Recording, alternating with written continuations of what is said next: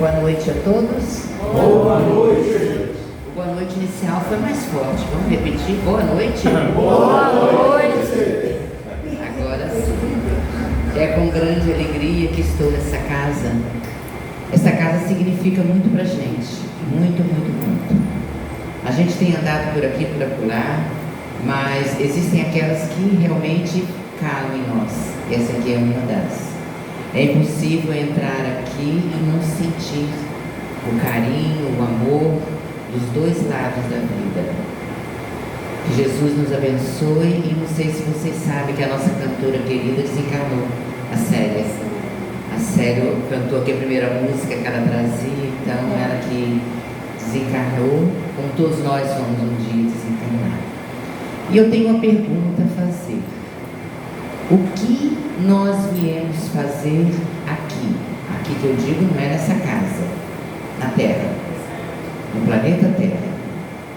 O que nós viemos fazer aqui? Qual é o nosso grande desafio? Qual é o nosso grande desafio? Não preciso responder.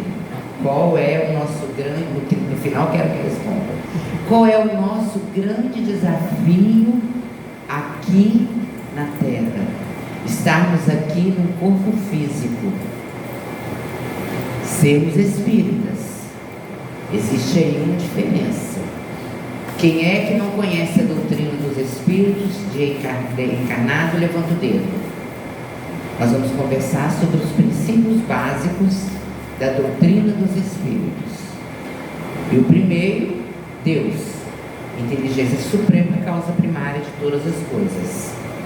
Quem não acredita em Deus, vai-se embora. Não fique aqui. Segundo, imortalidade da alma. Também. Nós somos imortais. Terceiro, a pluralidade das encarnações, que é a reencarnação. Kardec não trouxe novidade alguma, isso já se dizia em várias religiões. Na questão 132 do Livro dos Espíritos, Kardec pergunta qual é o objetivo da encarnação dos espíritos. Ele não fala aqui neste momento na reencarnação. Ele diz qual é o objetivo da encarnação dos espíritos. O que nós viemos fazer aqui na Terra. O objetivo da encarnação dos espíritos é alcançar a perfeição. Alcançarmos a perfeição. Lá atrás, bem lá atrás, vamos fazer uma viagem no tempo. Vocês me responderam que acreditam na imortalidade da alma, que acreditam na reencarnação. Então lá atrás, bem lá atrás, após excursionarmos em 3 reinos, viemos no corpo humano. Neste corpo humano nós aprendemos a discernir, a escolher, saber o que é bom, o que não é bom, escolher o que devemos fazer, não devemos fazer, desenvolvemos a nossa vontade, desenvolvemos o nosso pensamento no corpo humano. Não é esse de hoje tão bonitinho, era meio complicado, mas lá atrás, bem lá atrás. E adquirimos o livre-arbítrio, a liberdade de fazer ou não fazer, de escolher ou não escolher. Eu não tenho que fazer o que me disseram para fazer. Eu tenho que fazer o que a questão 167 do Livro dos Espíritos. Para que reencarnamos? Na 132, qual o objetivo do quê? Da encarnação. Na 167 ele pergunta para que reencarnamos? Lá atrás adquirimos o livre-arbítrio e viemos. Vamos pular o povo hindu, vamos pular o povo egípcio e vamos chegar em Abraão. Abraão, aquele que vem nos dizer pela primeira vez da unicidade de Deus, mas pelo medo. Pelo medo. Se tu me amas, pega o teu filho Isaque e o sacrifica em tal lugar que era o lugar de sacrifício, em meu nome.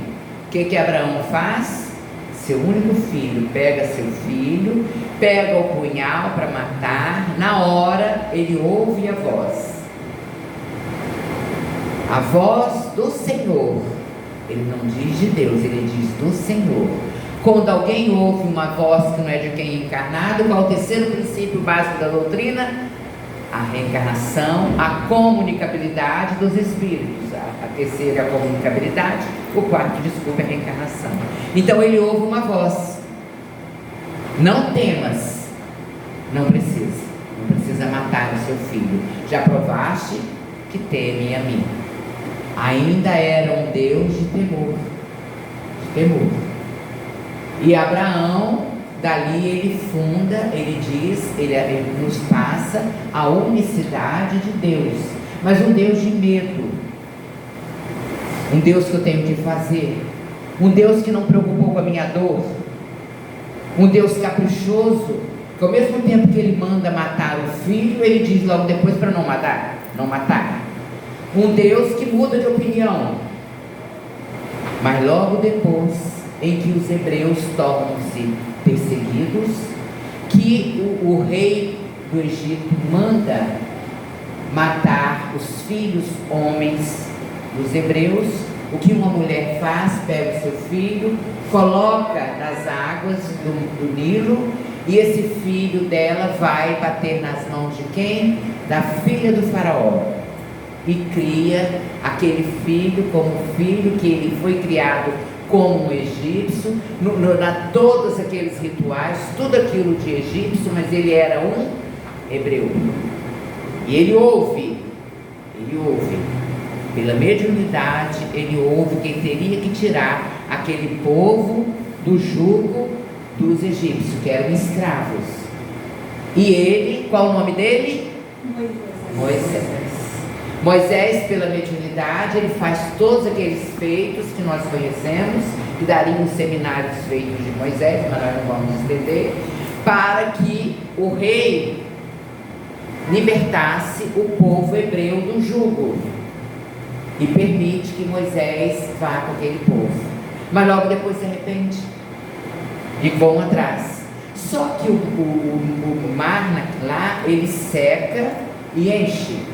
Nós moramos em Conceição do Araguaia, naquela cidade linda lá do sul do Pará, que o rio, ele pega 3 quilômetros de extensão. Nesse período ele seca praticamente e forma praias belíssimas aqui em Conceição do Araguaia, no sul do Pará. E assim acontecia.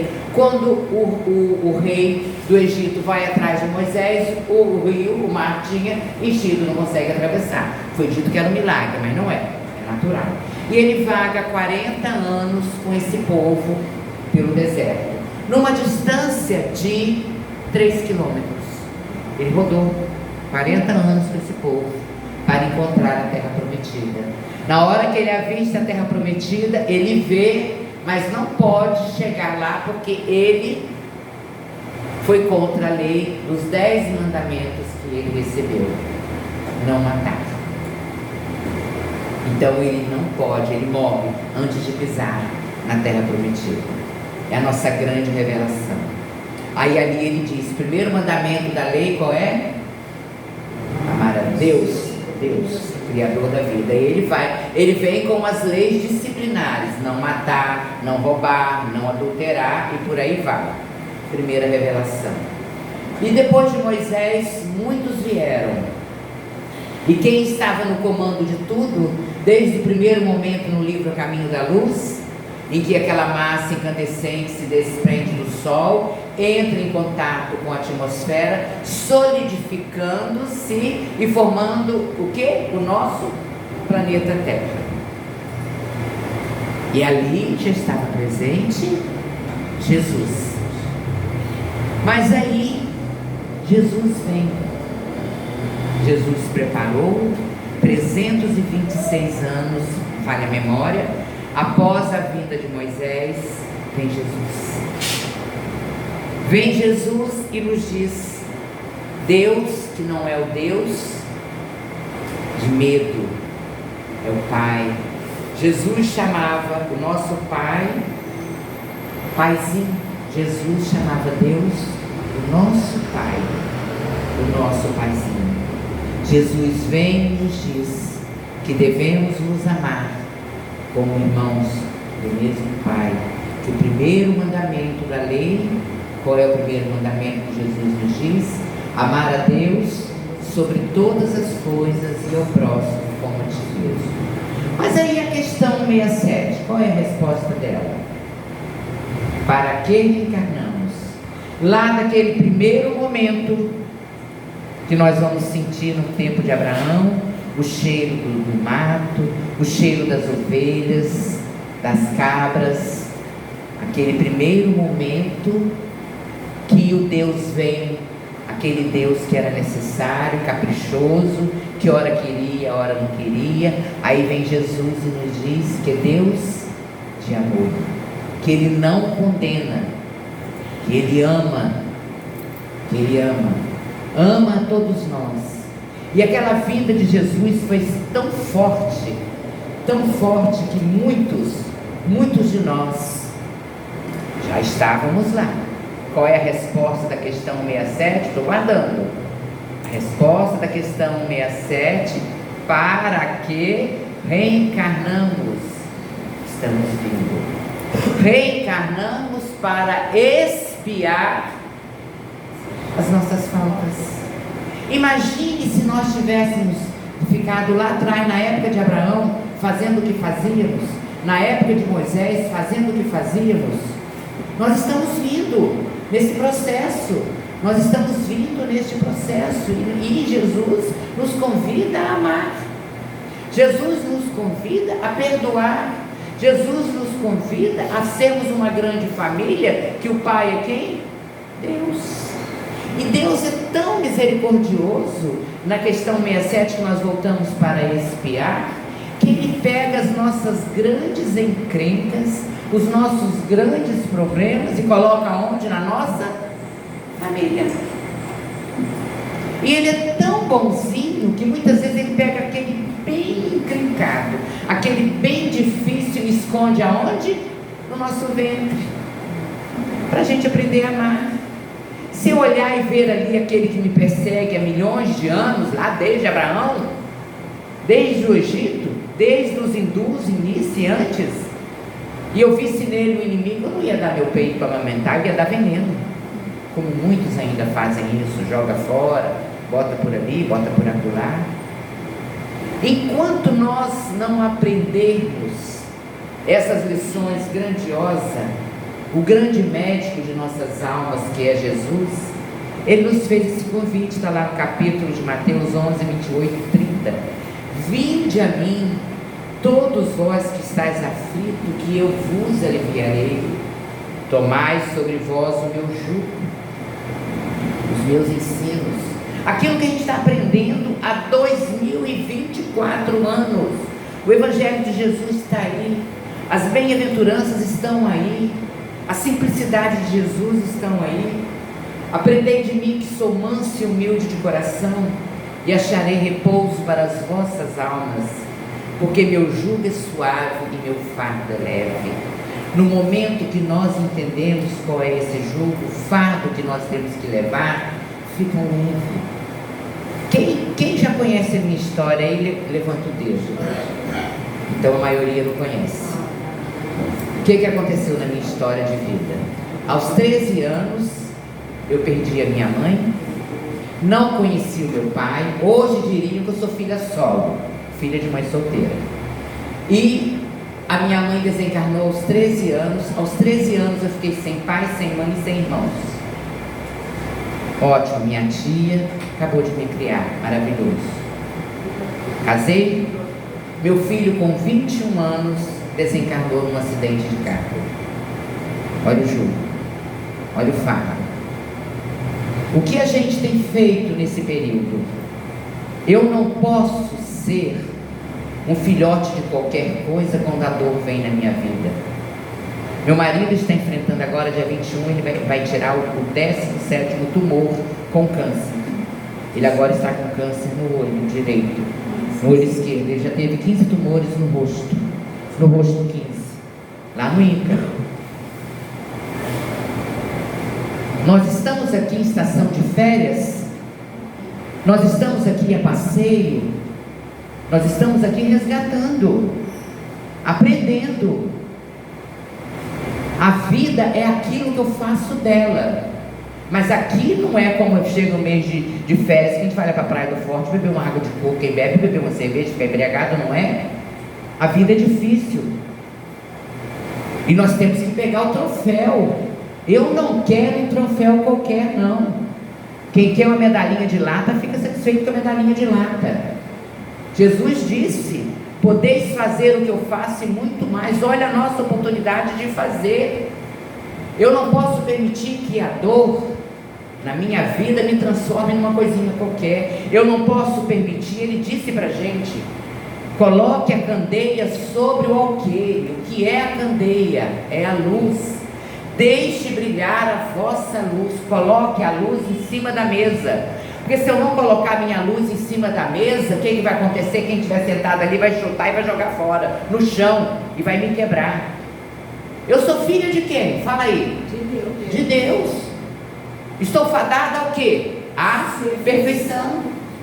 Estamos debaixo dos olhos de Deus e velados pelo amor de Jesus, pelo amor de Deus. Entendam isso. As coisas que estão em nossas vidas, elas não podem impedir que a minha luz brilhe. Eu posso amanhecer o dia querendo que o mundo acabe em barranco para eu morrer encostada, mas ninguém tem que tomar conta disso da minha vida. Ninguém. A vida não é fácil. A vida não é fácil. Se fosse fácil, nós estaríamos lá nas bem-aventuranças, descansando lá junto com Abraão, naquele meio daqueles pastores. Não. De lá para cá a gente vem plantando coisas que não são boas. Não são boas. Entendeu? E o grande médico das almas, que é Jesus, ele tem esse entendimento. Ele conhece as ovelhas. Ele conhece uma por uma. E ele falou que todas ele iria colher e ia colocar aqui no ombro dele. E ele nos mostra o caminho para isso. Ele nos mostra. Não vou, ainda dizem assim: eu tenho outra encarnação, outra reencarnação, pela lei da encarnação, então vou fazer na outra, nessa eu não estou dando conta. Quando nós teremos outra? Antigamente as mulheres tinham 12, 15, 16 filhos, agora quando tem é 1, 2. Quando que nós teremos outra chance? Aí nós vamos reencarnar num outro mundo, igual era do tempo de Abraão, ou pior. Olha os exilados. Então ele tanto sabe que ele nos mostra o caminho para a nossa recuperação. E o caminho, quem vai fazer para mim? É meu pai? Se fosse assim eu estava perdida, que não me reconheceu como filha. É minha mãe? Se fosse assim eu estava perdida, que minha mãe desencarnou, eu fiquei com 13 anos. Quem vai traçar esse caminho na minha vida sou eu. E o pastor Jesus, ele é conhecedor da lei de causa e efeito. Todo efeito emana de uma causa. Isso é física, ação e reação. Se eu jogar uma bola nessa parede e não sair da frente, a bola vai bater na minha cabeça e vai machucar. Isso é vida. O que eu fiz, Deus é tão misericordioso que Ele espera até 5 encarnações, 5 reencarnações, para a gente resgatar uma coisa que está lá atrás. Segundo a espiritualidade, tem mães, pais, que esperam 3 encarnações para sepultar o corpo de um filho. E não é castigo. Não é castigo. O Bruno, que é meu filho, ele pode ter virado para mim, para o pai, para o irmão, e ter dito assim: olha, eu preciso de 21 anos para completar uma reencarnação de 20 mil anos atrás. Você aceita ser minha mãe e passar por essa dor? Aí deixa de ser uma prova, uma expiação, para ser uma missão. Olha, você aceita gerar um corpo que vai fazer uma cirurgia plástica no meu perispírito, porque tudo que sinto, tudo que falo, tudo que faço, fica gravado no meu corpo perispiritual. Fica gravado. 1000 anos, fica ali. Você aceita ser minha mãe, passar pela dor de sepultar o meu corpo com 21 anos, para que eu possa completar o que eu fiz lá atrás? Aceito. Não é qualquer um que passa por uma dor como essa. Nós fazemos um trabalho no grupo Unidos pelas Saudades, que acolhemos mães. O que está vindo de mães órfãs de filhos pelo suicídio é uma loucura. E pelo amor de Deus, eu vou pedir a vocês, quem já leu o livro Memórias de um Suicida, não cite aquele exemplo para uma mãe que sepultou o corpo de um filho pelo suicídio, porque ali nós temos 4 exemplos. Mas nós sabemos que Deus é misericordioso. Suicida não precisa ficar na lama por toda a eternidade sofrendo, não. Uma pessoa falou isso com uma mãe. Ora, assim, então quem você me falou? Meu filho então dá numa lama? Não façam isso. Nós não somos síndicos da vida de ninguém. Não somos. Se eu não posso acolher e falar que Deus é misericordioso e ore por Ele, renuncie a sua dor pelo amor do seu filho, assim que eu falo com as mães. Renuncie a sua dor de sepultar o corpo de um filho pelo amor que você tem por ele. De um filho, de uma mãe, de um pai, de um esposo, de uma esposa, pelo amor que você tem por ele. Porque a primeira pessoa que ele vai procurar vai ser você. Nós perdemos o corpo, a convivência física com eles. Eles perderam o corpo físico, ele perdeu um projeto de vida, ele perdeu um arranjo que estava arrumado, ele perdeu tanta coisa, nós perdemos a convivência e nós ficamos ali. Não! Chico Xavier dizia que uma mãe que sepulta o corpo de um filho tem que ser estoica. Estoica, corajosa. E não é fácil, não vou dizer que é fácil, que não é não. Não vou dizer que eu não choro, porque eu choro. Não vou dizer que vez por outra baixa, mas aquele negócio, baixa e canta para subir, vai-se embora. Seja forte. Jesus encarnado na terra não fugiu ao confronto com as imposições dominantes na época dele, não fugiu. Quais são as imposições que nós estamos vivendo hoje, que está fazendo com que a gente marche na contramão? Que não é isso que eu queria. Os desmandos que ele viveu, as loucuras, a perturbação insensível dos outros, a infantilidade, a mentira, o ódio, o crime. E o que fizeram com Jesus?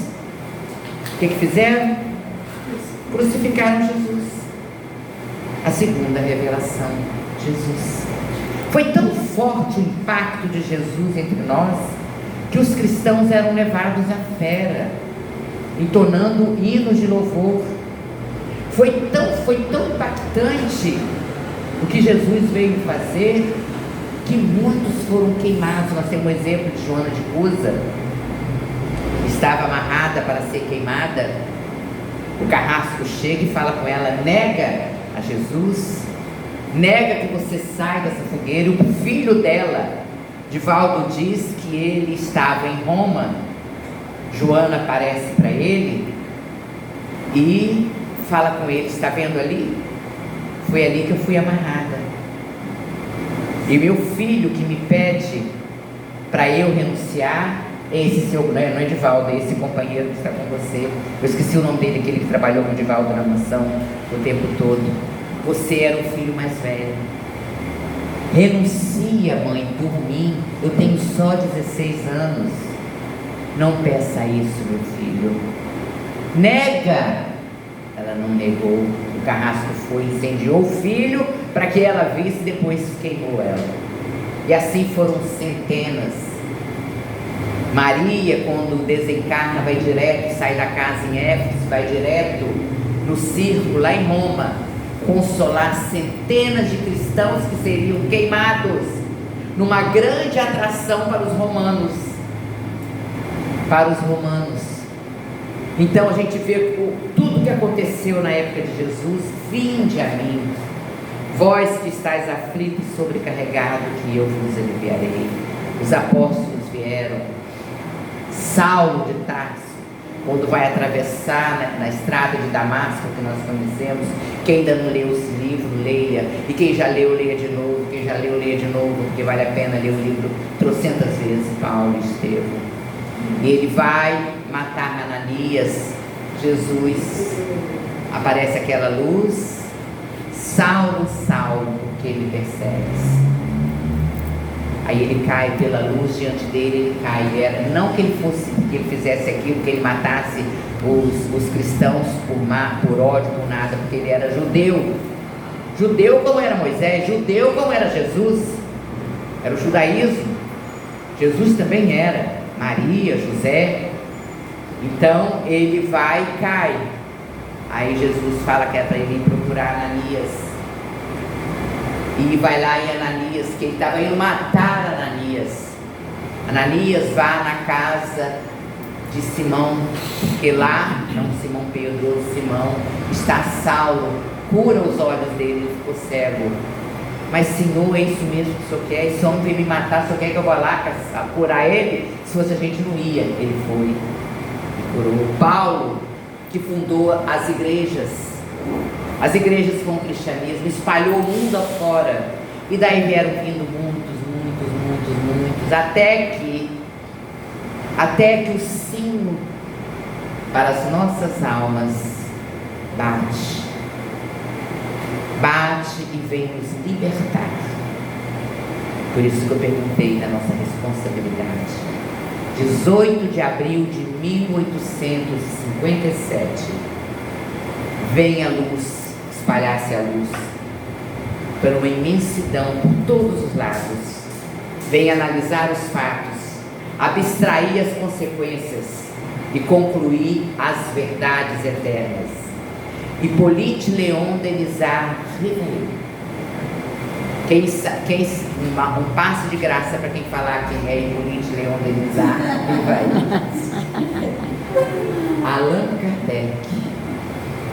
Allan Kardec vai fazer isso. Um pensador, ele era um pensador, um filósofo. Ele vai analisar aqueles fatos, o que aquelas mesas, aquelas cadeiras. Imagine, de repente essa mesa começa a levantar, essa cadeira começa a levantar e ouvir batidas, não fica ninguém aqui dentro, pode todo mundo. Ninguém fica aqui. E ele foi analisar aqueles fatos, foi ver as consequências, da onde vinha, para onde que ia, que batidas seriam aquelas. Eu não sei se vocês, quem é do meu tempo aí, eu fiz 70 anos, eu estou no mês de aniversário, fiz 70 anos esse mês. Nós lembramos da brincadeira do copo, né? A gente colocava o dedo assim, o copo ia lá no alfabeto e começava a escrever, e faziam isso. Aí ele começou a experimentar de onde vinham aquelas respostas, achou que era do estado das pernas, vamos lá ler o livro dos médicos, a gente vai achar tudo aquilo. Entendeu? E ele vem, o codificador, aí nos traz um mandamento básico, amparado por uma equipe de espíritos que deu o nome de Espírito de Verdade. Ele, acompanhado por eles, ele nos traz um mandamento: não mais o Deus que castiga, não mais o Deus caprichoso, não mais o Deus que condena no céu, no inferno ou no purgatório. Por que foi inventado o purgatório? Até chegar no Espiritismo, durante 636 anos, o Evangelho de Jesus ficou preso. Aí veio mutilado, transformado, adequado aos valores materiais pela igreja. Inventaram o purgatório, ou era céu ou inferno. Até lá em Moisés, céu e inferno. Aí inventaram o purgatório. O purgatório era para poder vender um lugar no céu. E muitos de nós ainda compram até hoje. Faz horrores, faz coisas do arco da velha, vai ali e paga para ganhar um lugar no céu. Foi inventado o purgatório para poder vender a indulgência. Para inventar a indulgência. Não vamos nós viver o nosso purgatório íntimo, não. Conhece-te a ti mesmo. Aí vem o Espiritismo e nos diz: espíritas, amai-vos e instruí-vos. No Evangelho segundo o Espiritismo, eu vou abrir aqui, vou ler isso aqui, eu vou ler todinho. No prefácio do Evangelho segundo o Espiritismo: os Espíritos do Senhor, que são as virtudes do céu, como imenso exército que se move desde que nele receberam a ordem, espalham-se por toda a superfície da terra. Semelhante às estrelas resplandecentes, eles vêm iluminar a estrada e abrir os olhos dos cegos. Aqui ele está falando dos olhos materiais? Do conhece-te a ti mesmo, de tirar a responsabilidade do outro. Eu vou como a gente vai numa banda, eu vou porque todo mundo vai, vamos numa boiada, todo mundo faz, eu vou fazer também. Mas na hora que nós fecharmos os nossos olhos, não vai ter todo mundo não. Não vai ter pai do lado, não vai ter mãe, não vai ter filho, não vai ter irmão, não vai ter ninguém tocando violão, não vai ter ninguém cantando. Eu vou estar com quem? Com o quê? Com a consciência. Isso, está todo mundo aplicado. Com a consciência. E ela engana? Ela queima? Ela arde? Arde. Ela acelera o coração? Porque eu conhecia a verdade. Eu conhecia a verdade. Por isso que ela queima. E nós ainda vamos ficar um bom tempo sem ter consciência pesada. Achar que eu estou fazendo porque o presidente fez, eu estou fazendo porque o vereador fez, eu estou fazendo porque meu marido faz, eu estou fazendo porque minha mãe fez. Cadê? Eu não sou herdeira espiritual de ninguém. Nós estamos no mesmo ciclo familiar, pela atração, pela responsabilidade, pelo resgate, pela expiação. Olha o que nós lemos na 167. Essa questão 132 é 167, resume tudo. Para poder consertar o que nós fizemos de errado. Aí Jesus vem e diz: vinde a mim. Vinde a mim, vós que estáis aflito e sobrecarregado, que eu vos aliviarei. Mas existe algumas coisas íntimas, minhas, que não é pagando. A casa espírita precisa de dinheiro para manter a luz, manter o ventilador, manter a despesa, precisa. Mas nós não estamos pagando nada de indulgência, não. Precisa sim, porque quem é que vai limpar o chão? Quem é que vai pintar a parede? Está lindo, tudo pintadinho de azul. Isso saiu de algum lugar. E a nossa religião é religião de pobre. Amém? Amém? Amém. Nós temos que trabalhar, fazer salgadinho para vender, fazer pastel para vender, fazer o bazar, comprar roupa, vender roupa e por aí vai. Nós não temos um trono com ninguém dando dinheiro para a gente, não. Então, aí ele deixou aqui algumas coisas que nós catamos aqui de Hamed, nos livros As Dores da Alma e Alegrias da Alma, que ele começa falando o seguinte: o primeiro ponto que nos impede de aceitarmos o convite de Jesus. Ele está convidando. Há 2024 anos, ele está convidando. Ele está convidando. Primeiro ponto: crueldade. Muitas vezes a gente tem lá um filho, uma filha que pega um pintinho, uma avezinha pequena, um passarinho, e fica arrancando as penas. Aí o passarinho geme. Eu conheci uma criança assim na evangelização. Eu fui evangelizadora, eu furava a barriga dele com a ponta do lápis assim, tirando as penas dos passarinhos para ver o passarinho encolher. Outro pega o gato, roda, joga longe do primeiro andar para ver o gato cair em pé. Ali está reencarnado o espírito de uma pessoa cruel. A crueldade tem como base uma criatura que ainda não aprendeu a amar. E nós, como pais, avós, nós temos que ter olhos de ver e ensinar essa criança. E ele gosta, tem prazer em causar dor e sofrimento no outro. Tem prazer em ver o outro sofrendo. Gosta. É o exemplo que nós temos. Outra coisa, a irresponsabilidade.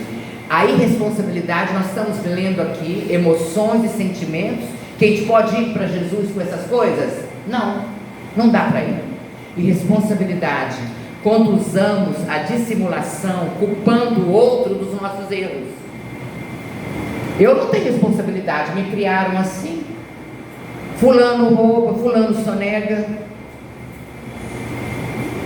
Uma vez perguntaram para mim, ora, por que você não faz um gato na sua casa? Não é o gatinho que a gente joga longe, não. O gato da energia, da água. Eu falei, como eu vou para trás de um púlpito, pegar o microfone para falar, dai a César o que é de César, tendo gato na minha casa? Não é o de quatro patas, é o gato da Hélio. Entendeu? Como que eu vou falar? Como que eu vou dizer, dai a César o que é de César? Senhor, devemos pagar os impostos? O que está na moeda, na face, é César. Então dê a César o que é de César. Agora o que vão fazer com os impostos, o problema é de quem faz. Então temos que estar atentos. A crítica também é uma encrenca. Vigiar os problemas alheios, permanecer inconsciente, mobilizado em relação aos meus e ficar tomando conta da vida do outro. Tem uma história muito interessante que Simonete nos conta, que uma senhora vizinha de uma outra ouviu ela falando no telefone com alguém e falou, você pode vir amanhã às 2h da tarde porque o meu marido não vai estar em casa. A vizinha concluiu o quê? Que era um namorado, ou alguém assim, porque ele teria que vir na hora que o marido não estivesse em casa. E o marido dessa vizinha trabalhava com o suposto traído e falou com ele, olha, amanhã sua mulher vai receber 2h da tarde um homem lá na sua casa. O marido armou-se, está lá em Simonete, pegou um revólver e foi.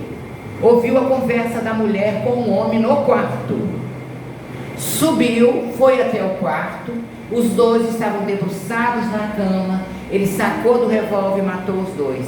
O que era que estava acontecendo? O cara era vendedor de colchão, foi entregar o colchão, que era aniversário do marido, ela queria fazer uma surpresa com o marido. Olha, outra coisa pode acontecer. O medo também nos distancia de Jesus. Tem uma história de Einstein, que eu gosto muito dessa história, não sei se já contei, como são poucos que me conhecem aqui, vão ouvir. Quem já ouviu, ouve outra vez. Einstein tinha um cachorrinho, e ele foi para uma caçada na África, e levou o cachorrinho e largou, esqueceu o cachorrinho. De repente o cachorro se viu no meio de uma mata, com ossos à sua volta. E o cachorro na época pensou, são ossos de cachorro, eu também vou morrer, vou ficar por aqui. E ficou preocupado. Por perto tinha um macaco, e macaco gosta de ver o circo pegar fogo. E aquele cachorrinho falou alto, e o macaco ouviu, foi atrás da pantera. Dona Pantera, o macaco também falava. Dona Pantera, o cachorrinho que está lá pode ser um prato bom para a senhora hoje, ele está com medo, vamos até lá. E aí o macaco o cachorrinho vê o macaco no cangote da pantera vindo em direção a ele. E ele pensou, eu estou com medo, mas se eu correr, ela me pega, se eu parar, ela me pega, acabou a minha vida. Mas ele teve criatividade. Quando a gente tem medo, a gente tem que ter criatividade. Aí ele falou bem alto, o cachorro falou alto, que macaco preguiçoso, faz meia hora que eu mandei ele procurar uma pantera para eu comer e ele não chegou até agora. A pantera ficou com medo, deu a volta e comeu o macaco, não comeu o cachorro. Então é o medo que nos trava, também nos distancia de Jesus, também. A preocupação excessiva, questão Mateus 6,34, não vos inquieteis, pois pelo dia de amanhã, porque o dia de amanhã cuidará de si mesmo, basta a cada dia o seu mal. Vamos realizar as nossas coisas hoje e nos preocupar com o que vem. Vamos fazer a coisa certa, tá certo? Que eu tenho que preparar. Eu vou ficar velha, eu vou precisar de ter um lugar para eu ficar, eu tenho que ter alguma coisa, mas eu não tenho que ficar. O que vai ser de mim? Se fosse assim, meu marido não dormia. Estava lá no INCA, numa das cirurgias dele, quimioterapia, não me lembro. Ele sentado, cruzou as pernas e dormiu. E eu fico lá no INCA, para lá e para cá, conversando com as pessoas. Conversa aqui, conversa ali, levando o espiritismo muitas vezes. Aí uma senhora virou para mim e falou assim, ele é seu esposo? Eu falei, é. Ele que é o paciente ou é a senhora? Eu falei, não, ele que é o paciente. Nossa, ele até dorme. Ele até dorme lá no INCA e dorme. Tem uma confiança. e não é espírita. Tem uma confiança. Todos os dias ele acorda, liga o radinho, ora a prece de Cáritas, o Pai Nosso, a prece de Francisco de Assis, o Pai, a Ave Maria, e vai cuidar da vida. Entendeu? Preconceito nos distancia de Jesus. Preconceito que nós temos na nossa vida, pais com filhos, com idosos, preconceito com a opção sexual do outro, não serve, preconceito com os candidatos a presidente, onde o outro teve irmão matando irmão por causa do candidato a presidente, preconceitos que a gente nos distancia deles, idosos são jogados no asilo, enquanto muitas vezes nós colocamos um idoso nosso no asilo e levamos os cachorrinhos para passear na praça. Nada contra nem a favor, mas possível de reflexão. Preconceito que muitas vezes vem defiando a cada um de nós pela saudade, pela ingratidão. Os templos, preconceito contra as religiões. Eu me lembro que eu trabalhava na saúde na época, que fizemos uma oração, íamos fazer oração no dia, intitulamos esse momento quando passamos a ter isso, quando nós fomos para lá, e tinha uma mulher fazendo uma confusão lá na porta, porque o médico não vinha naquele dia, ali no Hospital da Mulher em Cabo Frio. E eu fui lá conversar com a senhora, e a senhora estava fazendo um piseiro, parecendo um menino fazendo pirraça de 6 anos, que o médico vinha na outra semana. Eu falei com ela: a senhora não quer orar conosco? Ela me olhou, falei: vamos orar, depois a gente conversa. Aí ela aceitou, foi orar conosco. Lá estava eu, a dirigente, algumas funcionárias, enfim. Aí fizemos a oração. Quando terminamos, eu fui levá-la na porta. Ela virou para mim e falou assim: a senhora é cristã? Eu falei: desde o nascimento. Desde o nascimento eu sou cristã. A senhora é evangélica? Eu falei: sou, estudo o evangelho, estudo o evangelho e faço pregações do evangelho. Aí ela virou para mim e falou assim: qual é a sua congregação? Eu falei: Centro Espírita Trabalhador de Jesus. Ela deu um passo para trás e abriu a boca. Quase que ela disse: sai de reto. Eu falei: Centro Espírita Trabalhador de Jesus. Ela falou: mas eu vou falar da sua oração, porque apesar de, a sua prece foi bonita. Entendeu? Então, são os nossos preconceitos, os vícios. Quantos vícios nós temos? Somos viciados em muitas coisas. Somos viciados na língua, de falar da vida do outro. Somos refugiados, nós somos viciados em muitas coisas, que o problema não é o que entra, o problema maior é o que sai, porque o que sai mora onde? Aqui. Culpa, vivemos uma vida com culpa. A culpa nos destrói, a culpa nos trava. A culpa faz desenvolver em nós, como nos diz André Luiz no livro Missionários da Luz, doenças que nós não fazemos ideia. A culpa, o rancor, a mágoa, desenvolve enfermidades em nós. Quantos cânceres são desenvolvidos pela culpa, pelo remorso? Eu não tenho que construir culpa, responsabilidade sim. Eu errei, eu tenho que reconhecer que eu errei naquele momento e pensar em voltar e não voltar a fazer o que eu fiz. Consertar o que eu fiz de errado, fazer o caminho de volta. A mágoa vai destruindo a camada, o centro de força do plexo, como vocês queiram, das forças, centro de força, plexo, aqui do coração, vai destruindo, porque nós não esquecemos quem nos magoou. E para onde vai esse não esquecimento? Esse rancor? Aqui, por nosso sentimento, o órgão do sentimento, o plexo do coração. Desenvolvemos doenças a partir daí. A baixa autoestima. Ninguém tem que ter a autoestima baixa. Eu tenho que me olhar no espelho e falar comigo: o que eu posso fazer hoje para te fazer feliz? Se tiver vontade de chorar, chora. Mas não vou ficar remoendo as coisas do passado e ser infeliz, não. Eu sou infeliz por isso, por isso, por isso. Não justifica. Eu tenho que acordar, botar meus pés no chão. Não morri, estou encarnada. Vou beliscar meu marido, entendeu? E o que é isso? Tá, eu estou viva. Sacudir ele. Quem foi, Roda? Estou viva. Olhar no espelho, refletir no espelho. Eu estou viva. e agradecer. Agradecer porque eu estou nesse corpo. E quantas oportunidades esse corpo me trouxe. E ter autoestima e agradecer. Agradecer cada vez mais. Então nós falamos aqui os potenciais que nos afastam de Jesus e não nos deixa ir no vinde a mim. Ele é tão bonito, não é? Vinde a mim, vós que estáis aflitos e sobrecarregados. Eu sou o caminho, a verdade e a vida. Ah, mas quem tem que trilhar esse caminho sou eu. Então nós vamos falar aqui agora dos potenciais que nos levam a Jesus. Primeiro, a alegria. A alegria. Ter alegria, acordar de manhã, ouvir os passarinhos cantando, o cafezinho, que é uma coisa mais perfumada do que o cheiro do cafezinho de manhã, feito no coador de pano. Meu marido gosta do coador de pano, eu não, mas ele gosta do coador. Nós chegamos no nosso encontro no primeiro sábado de cada mês. Nós reunimos lá em casa as mães que perderam filhos. Elas chegam lá e já falam logo: seu Hélio já fez o café? Não pergunto por nada, pergunto pelo café. Ele faz 3 garrafas de café, adorando. A alegria nas pequeninas coisas. As pequeninas coisas. O desapego, desapegar mesmo, desapegar de fatos, de acontecimentos, de pessoas.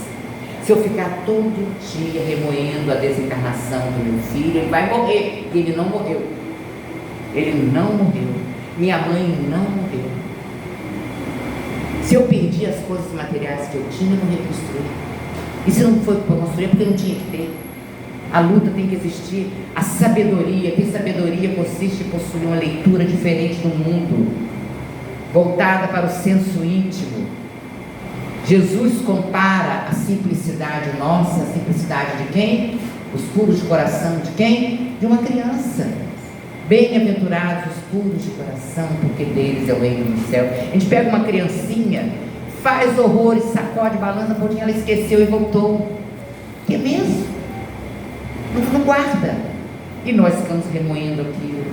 A paciência. O que significa paciência? Ciência da paz.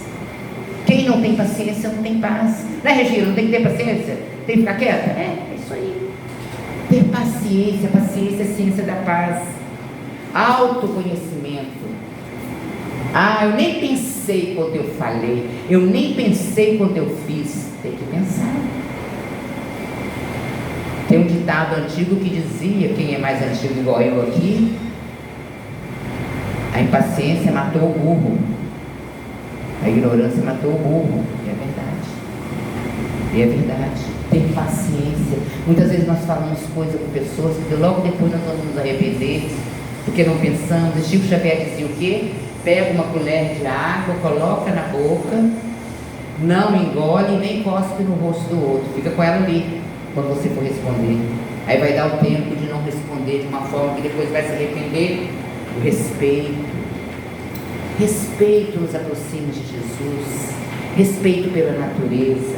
Respeito pelo outro. Respeito pela vida.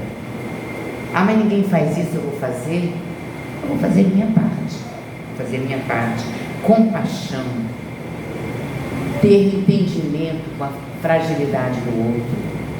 Ter entendimento que o outro ainda não alcançou o que eu alcancei, que é muito pouco também. Eu tenho que ter paciência com ele, com ela, compaixão, ter entendimento na fragilidade humana, porque todos nós que estamos aqui, alguém aqui tem algum santo encarnado? Todos nós somos repetentes numa matéria que vai nos levar até Jesus. Qual é? Matéria evolução. Se nós estamos aqui é porque não evoluímos ainda. Então quem não errou no aqui, errou ali. Quem não errou ali, errou acolá. Todos nós temos o perispírito manchado, furado, arrombado. O corpo, quando eu desencarnar, vai para a terra. Agora o perispírito vai acompanhar o meu corpo, vai acompanhar meu espírito. E ali está tudo que sinto, que penso, que falo e que faço. Senti, marcou. Falei, marcou. Então nós temos que aprender a ir limpando. Quando Jesus disse, podeis fazer o que eu faço e muito mais, é quando nós alcançarmos o que ele alcançou. Jesus foi criado como nós, da mesma forma, simples e ignorantes, passou por várias experiências reencarnatórias em outro mundo. Na Terra não. Quando ele veio para a Terra para ser o nosso governador, ele chegou aqui puro, modelo e guia para todos nós. Mas ele não foi criado diferente, ele não é o único filho de Deus, pelo amor de Deus. Se ele é o único filho de Deus, nós somos filhos de quem? Ele não é o único filho de Deus, ele é o único. Ele, para ele dizer, eu e o Pai somos um, quando ele diz isso, eu e o Pai somos um, como nos diz Vitor Hugo, fazendo alusão à perfeição espiritual que ele alcançou, para tornar-se um espírito crístico. Segurança naquilo que vai fazer. Como que eu tenho que ter segurança? Quando eu penso antes de fazer, que eu me preparo antes de... Vocês acham quantas vezes eu estudei esse texto para vir aqui falar? Renovação cada dia, transformar-se cada dia. O que eu posso fazer hoje para eu ser mais feliz, para eu poder ajudar o outro? Perdão. Vou até meia-noite, não vai acabar. Perdão é ter a responsabilidade. Ter perdão é capacidade, habilidade de compreender a dificuldade do outro e minha. Porque existe o auto-perdão. Se eu não me perdoar, eu não vou conseguir alcançar a luz.